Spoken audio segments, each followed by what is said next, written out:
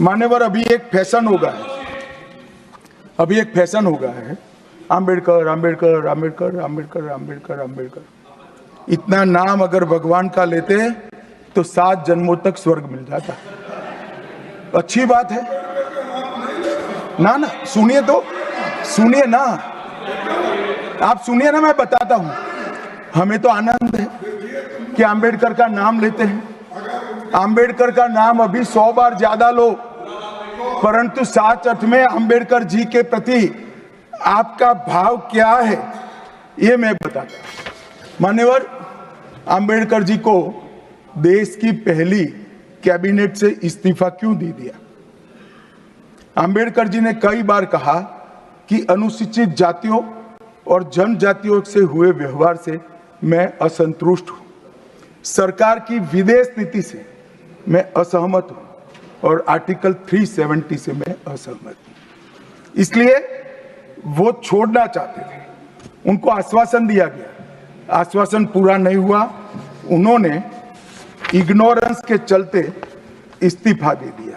और एक श्री BC रॉय ने पत्र लिखा कि आम्बेडकर और राजाजी जैसे 2 महानुभाव मंत्रिमंडल छोड़ेंगे तो क्या होगा। तो नेहरू जी ने उनको जवाब में लिखा है, राजाजी के जाने से तो थोड़ा बहुत नुकसान होगा, आम्बेडकर के जाने से मंत्रिमंडल कमजोर नहीं होता है। मान्यवर, ये विचार जो खड़गे जी कह रहे हैं ना, क्या आपत्ति है? जिसका विरोध करते हो उसका वोट के लिए नाम देना है, कितना उचित है?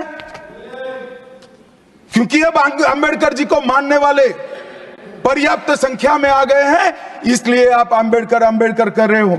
मान्यवर, मुंबई के मेयर ने एक पत्र लिखा था कि मऊ में आम्बेडकर जी का स्मारक बनाना चाहिए। मऊ में जो आम्बेडकर जी का जन्म स्थान था, सुझाव लिखा। उन्होंने कहा आमतौर पर स्मारक निजी पहल से बनाने चाहिए। यदि सरकार किसी प्रकार की सहायता करती है तो वो उचित नहीं होगा। उनके कितने स्मारक बने साहब? कोई स्मारक आम्बेडकर जी का नहीं बना, देश भर में नहीं बना। आम्बेडकर जी के स्मारक कब बने?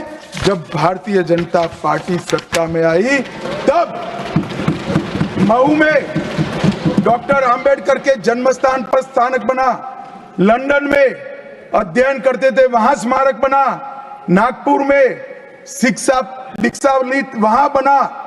दिल्ली में महापरिनिर्वाण स्थल पर बना और मुंबई में चैत्य भूमि में भी बन रहा है। हमने 5 तीर्थ बनाए महामानव। और मैं मानता हूं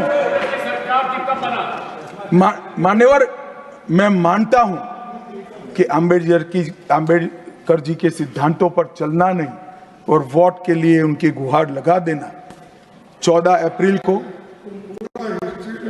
राष्ट्रीय समरसता दिवस घोषित किया हमने।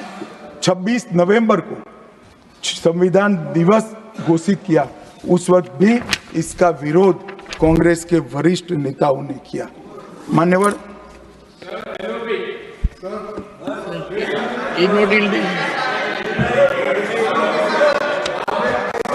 मान्यवर,